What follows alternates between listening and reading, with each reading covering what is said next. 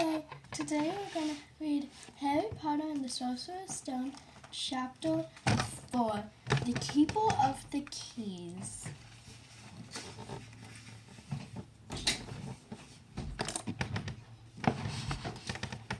Boom! They knocked again. Dudley jerked away. There's the cannon, he said stupidly. There was a crash behind them, and Uncle Vernon came skidding down into the room. He was holding a refill in his hand. Now they know what had been in the long thing packed he had going with them. "Who's there?" he shouted. "I warn you, I'm armed." There was a pash, then smash. The door was hit in with such force that it swung clean off its hinges, and with a defense clash, landing flat on the floor, a giant of a man was standing in the doorway. His face was almost completely hidden by a long, shaggy mane of hair and a wild, tangled beard, but you could make out his eyes glittering with black beetles under all the hair. The giant squeezed his way into the hut, stopping so that his head just brushed the ceiling. He bent down, picking up the door and bolted it easily back into its frame. The nose of the storm outside dropped a little. He turned to look at them all. "Couldn't make us a cup of tea, could you? It's not been an easy journey." He strolled over to the sofa. Then Dudley sat frozen with fear. "Budge up, yeah? Yeah? Great lump," said the stranger. Dudley squeaked and ran to the behind his mother, who was crouching terrified behind Uncle Vernon. "Ah, here's Harry," said the giant. Harry looked up into the fierce, wild shadow face and saw that the belt eyes twinkled in a smile. "Last time I saw you, you were only a baby," said the giant. "Yeah, look a lot like your dad, but you've got your mom's eyes." Uncle Vernon made a funny rapid noise. "I demand you leave at once, sir," he said. "You are breaking and entering." "Ah, shut up." "Dursley, yeah, get prune," said the giant. He reached over the back of the sofa, jerked the gun out of Mr.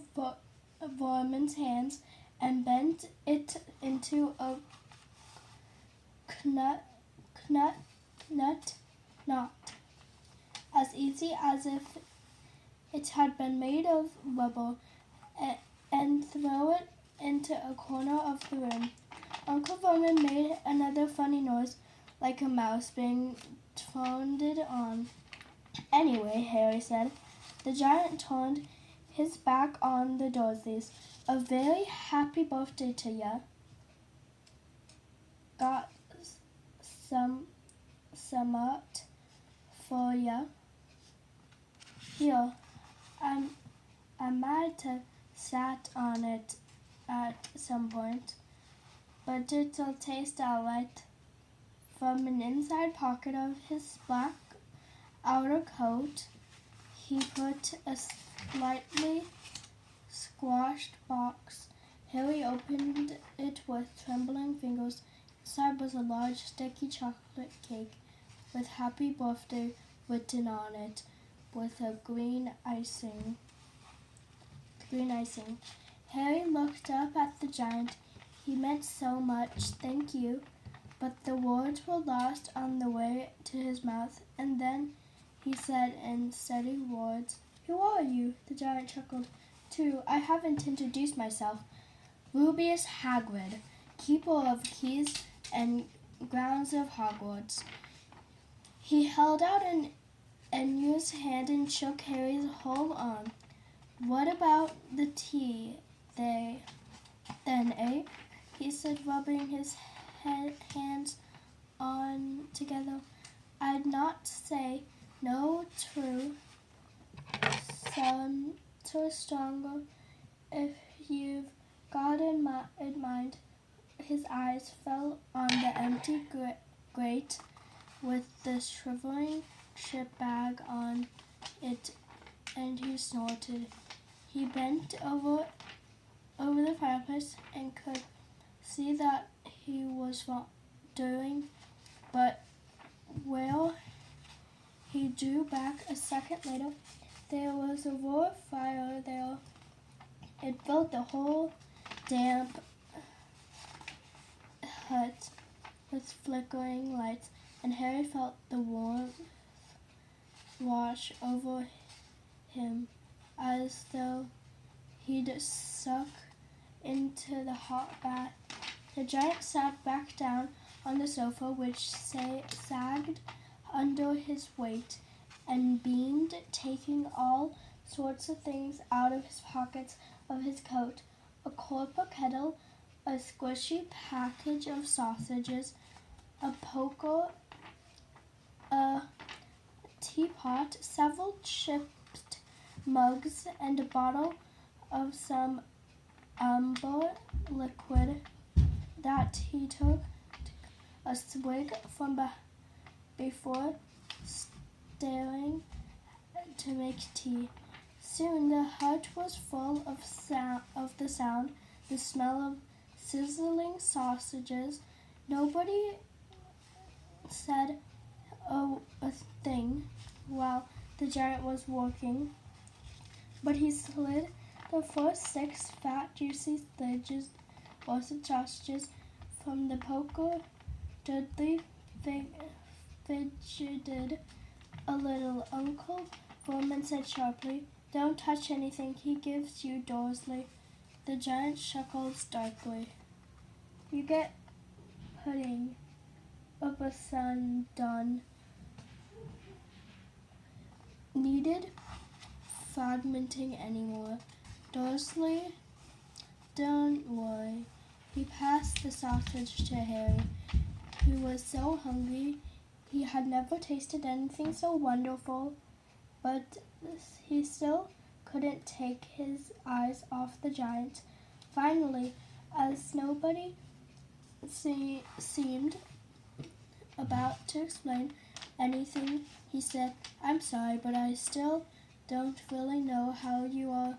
The giant, like a gulp of tea, and whispers into mouth with the back of my hand.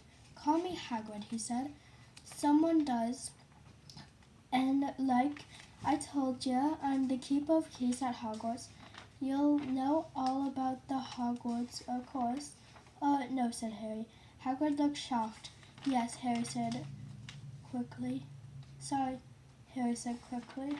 "Sorry," barked Hagrid, turning to stare at the Dursleys, who shrank back into the shadows. "It's them as should be sorry. I know you haven't gotten your letter, but I never thought you wouldn't ever know about Hogwarts. For crying out loud. Did you never wonder where your parents learned it all?" "All what?" said Harry. All "Oh, what?" said Harry. "Oh, what?" Hagrid thundered. "Now wait just 1 second." He had leapt on his feet, and his anger seemed to fill the whole hut. "The Dursleys have convened just the wall. Do you mean to tell me," they growled at the Dursleys, "that this boy knows nothing about anything?" Harry thought this was going a bit far. He was been to school after all. That makes they're good. "I mean some things," he said. "I can, do math and stuff." But Hagrid simply waved his hand and said, "About our woods, I mean. Our woods, my woods, your parents' world." "What world?" Hagrid looked as if they had to explain. "Dursleys?" he boomed. Uncle Vernon, who was gone, very pale, whispered something that sounded like Bullywimble. Hagrid stared wingly at Harry.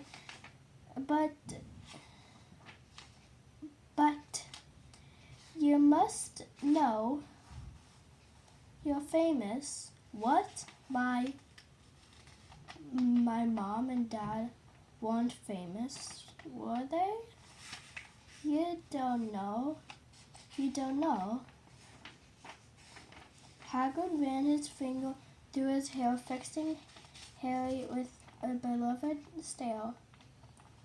"You don't know what you are," he said firmly. Uncle Vernon found his voice. "Stop," he commanded. "Stop right there, sir. I forbid you to tell the boy anything." A braver man than Uncle Vernon would have quailed under the furious like Hagrid now gave him. Then Hagrid spoke. His very symbol turned the rage. "You never told him?" "Never told him what?" "In the letter Dumbledore left for him. I was there. I saw Dumbledore leave it." "Dursley, and you've kept it for him all these years." "Keep what from him?" said Hagrid eagerly. "Stop, I forbid you!" yelled Uncle Vernon in panic. Aunt Petunia gave a gasp of horror. "Oh, go ball your heads, both of ya," said Hagrid. "Harry, you're a wizard." There was silence inside the hut. Only the sea was whispering wind could be heard. "I'm a what?" gasped Harry. "A wizard, of course," said Hagrid, sitting back down on the sofa, which groaned and sank even lower, and a thumping good, I'd say. Once you've been trained up a bit, with a mom, a dad like yours, what else would you be? I reckon it's about time you've read the letter." Harry searched his hands to take the yellowish envelope addressed to Emerald Green on Mr. H. Potter, the floor hut on the rock. The sea. He pulled onto the letter and read, "Hogwarts School of Witchcraft and Wizardry, Headmaster Albus Dumbledore, Order of the Morland, First Class, Grade, Row, Skiff, Wormlock, Shorman, Mugglewump, Infickle, Comfort of Wizards. Dear Mr. Potter, we are pleased to inform you you have been accepted to Hogwarts, the School of Witchcraft and Wizardry. Please find enclosed a list of these necessary books and equipment. Term begins on September 1st. We await your owl by no later than July 31st. Yours sincerely, McGonagall.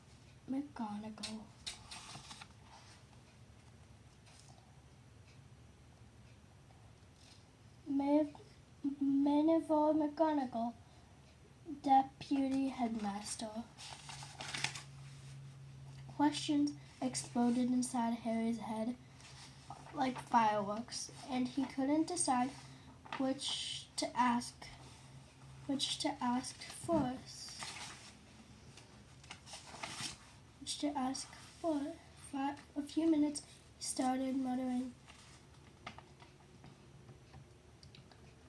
hands to his forehead, which enough force to knock over a card tortoise, and from yet another pocket inside his coat, he pulled an owl, a real-life, rather ruffled-looking owl, a long quill, and a roll of parchment.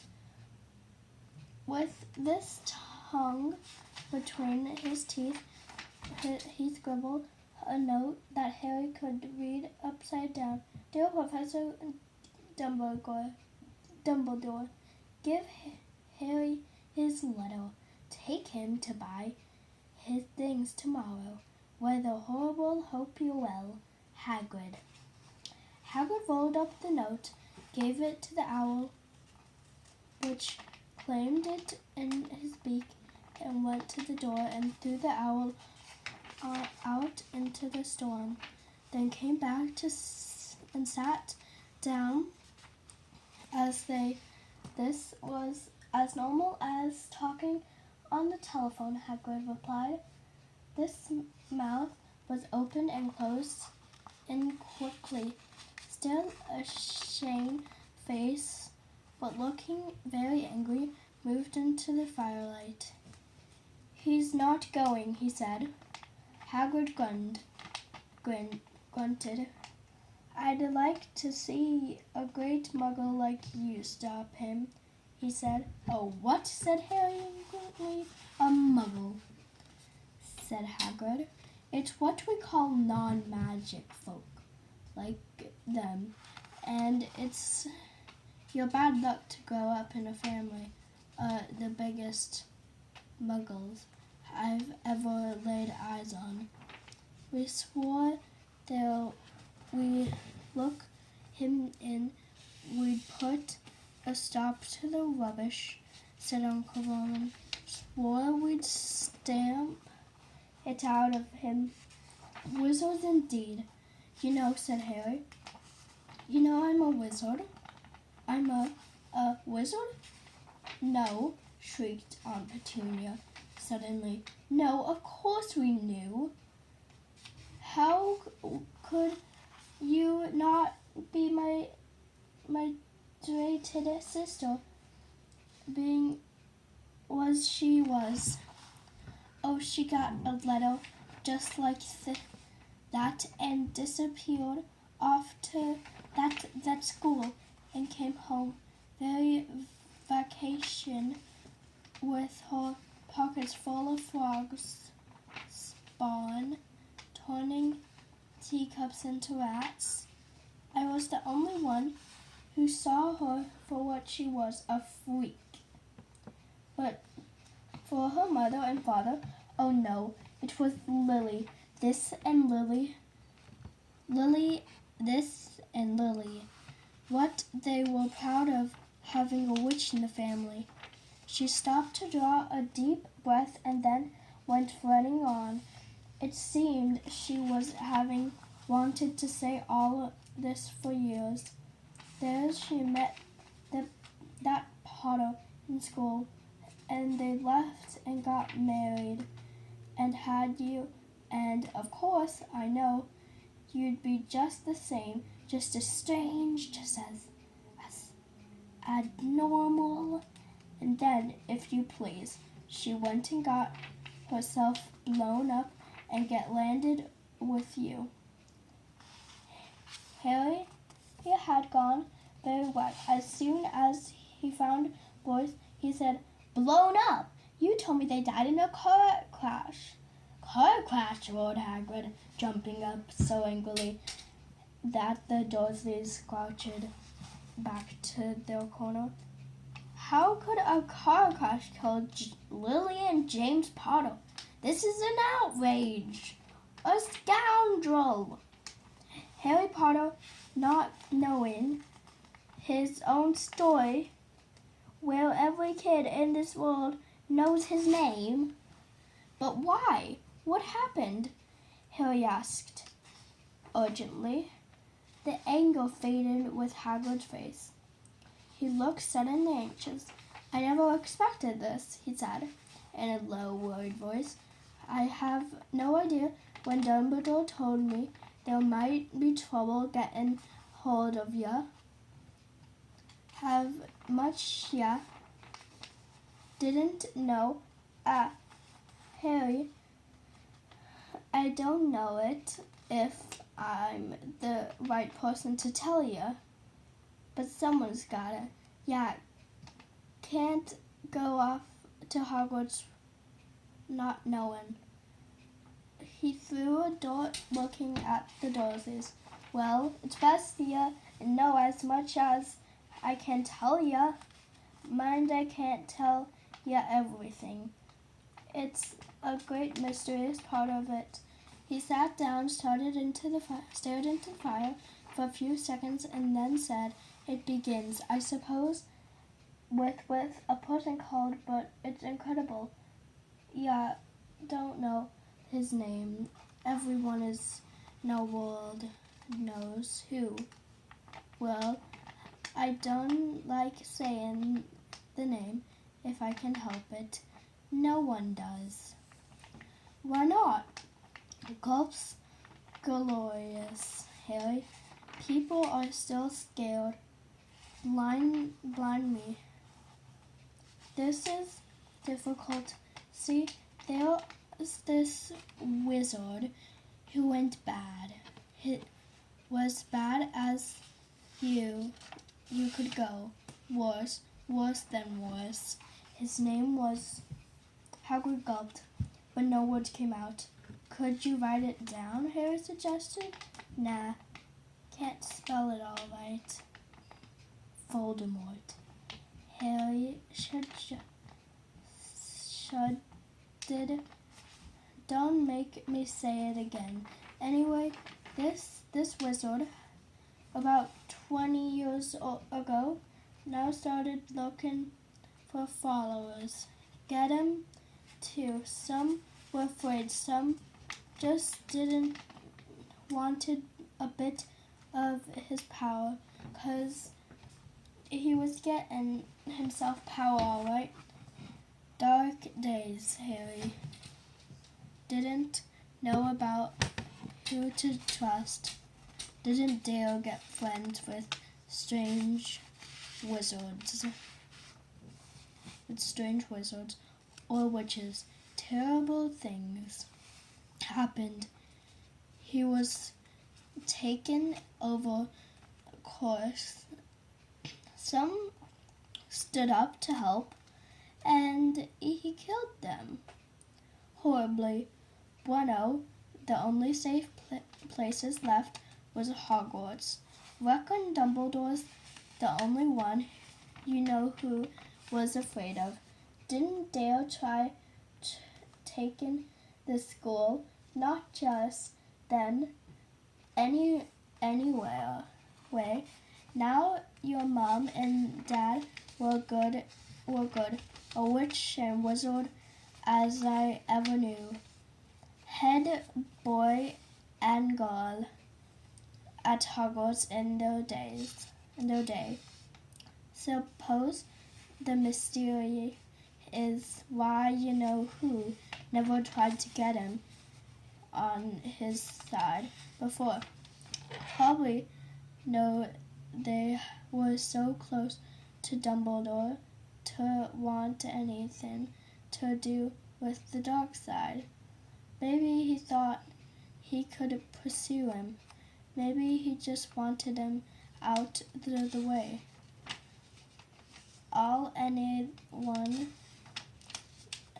knows is he turned up in the village where you was all living on Halloween 10 years ago. You was just a year old. You came to your house and Hagrid suddenly pulled out a very dirty, spooky handkerchief and blew his nose with a sound like a foghorn. Sorry, he said, but it's that sad.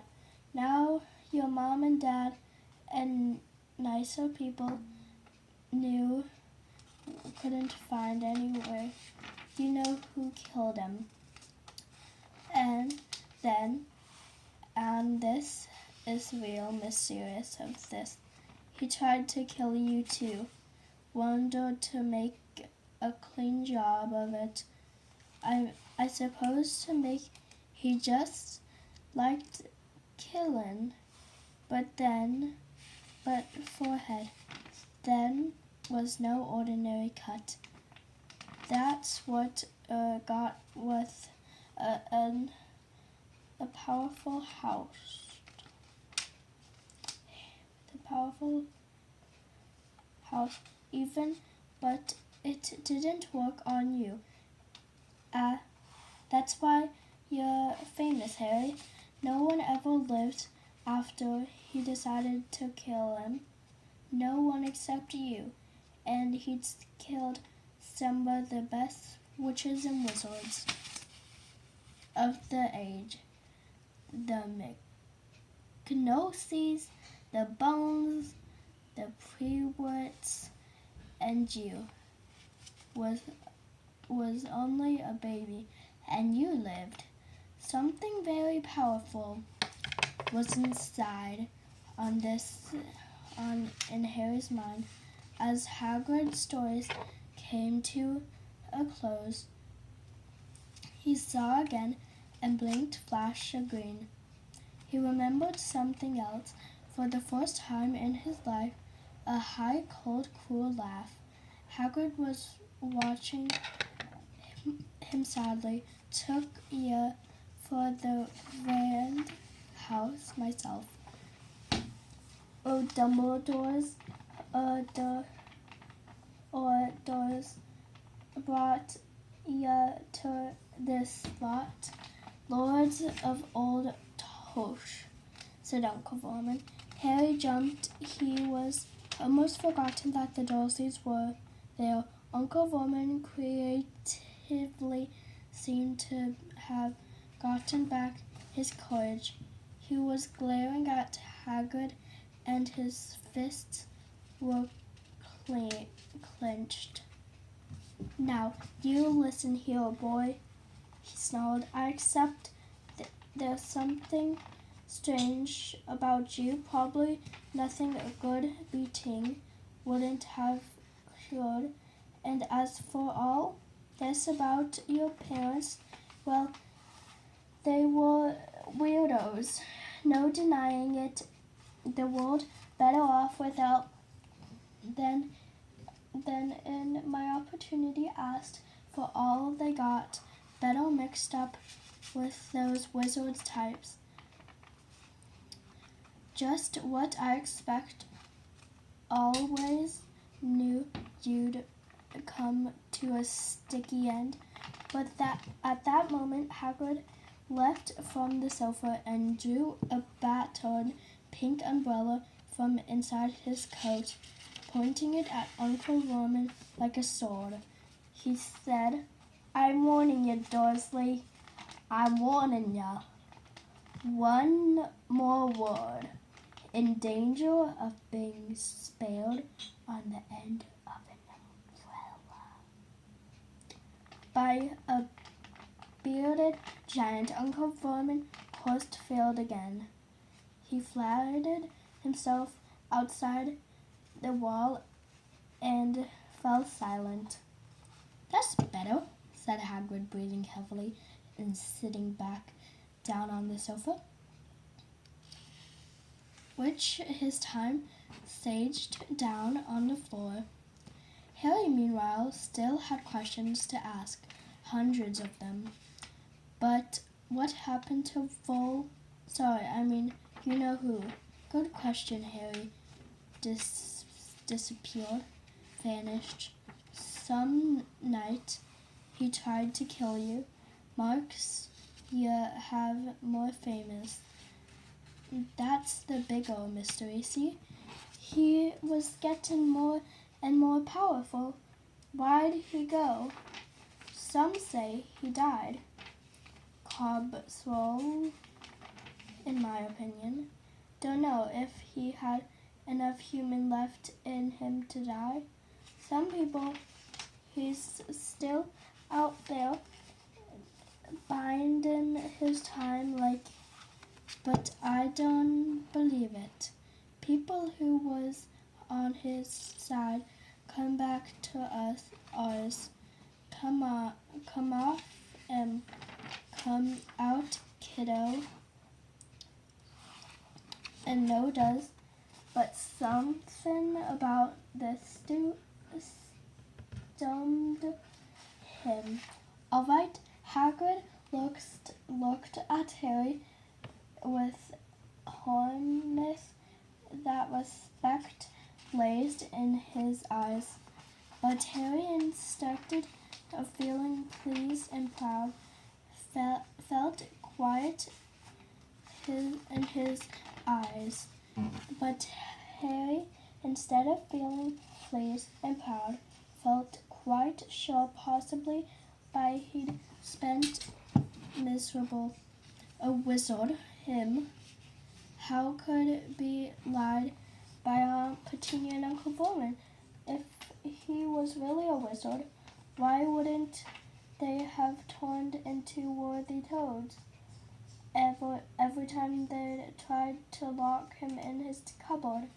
If he'd once defeated the greatest sorcerer in the world, how could Dudley have always been able to kick him around like a football? Hagrid, he said quickly, I think you must have made a mistake. I don't think I can be a wizard. To be surprised, Hagrid chuckled. Not a wizard, eh? Never made things happen when, to think of it, every odd thing that ever made his aunt and uncle frustrated with him had happened.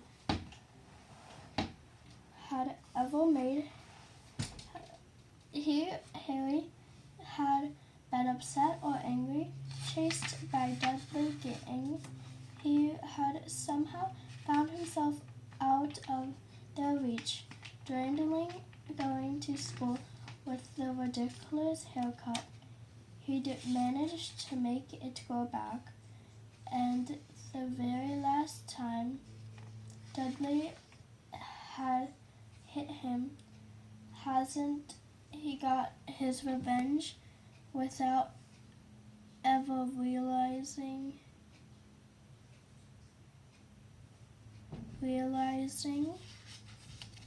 Hagrid was pleading, being at him. See, said Hagrid, Harry Potter, not a wizard.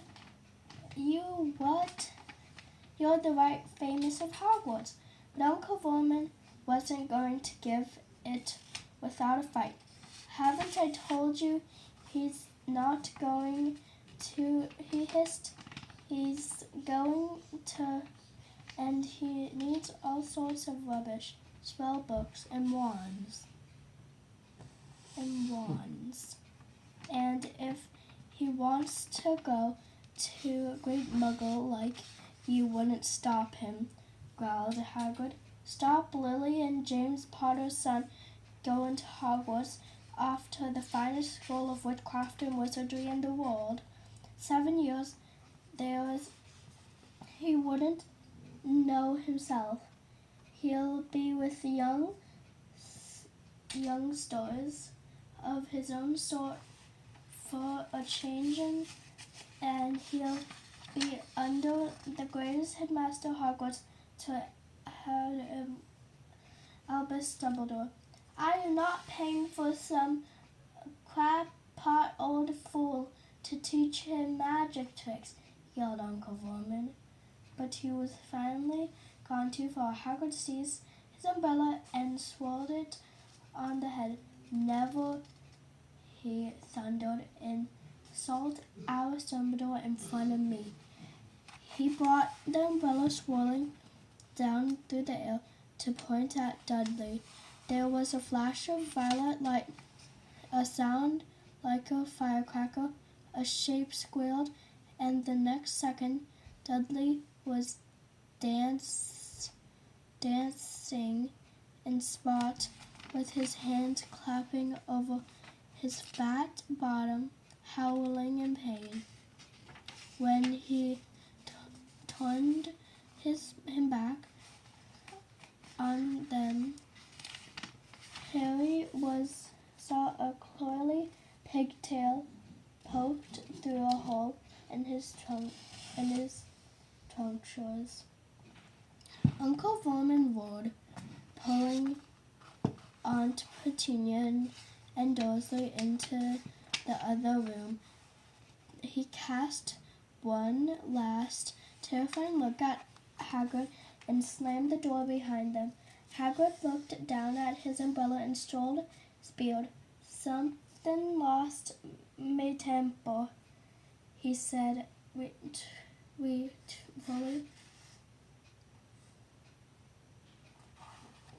truthfully. But it didn't work anyway. Mean to turn him into a pig, but I suppose he was so much like a pig anyway. There wasn't much left to do. They cast sideways, looking at Harry under the bushy eyebrows. Be grateful if you didn't mention that to anyone at Hogwarts, he said. I'm not supposed to do magic, stickily, spinnily. I was allowed to do a bit to follow ya. Get the letter and your stuff. One on the reasons I was so keen to take on the job. Why wasn't you supposed to do magic? Asked Harry. Oh well, I was at Hogwarts myself, but I got expelled. To tell ya the truth, in the third year, they snapped my wand in half and everything. But Dumbledore let me stay on as gamekeeper. Great man, Dumbledore. Why were you expelled? It's getting late, and I've got lots to do tomorrow, said Hagrid loudly. Get your town and go to sleep. Get under that, and he said, don't move if it wiggles a bit. I think it's still got a couple of dramatics in it. Oh, the pocket. Okay, bye guys. See ya in my next video.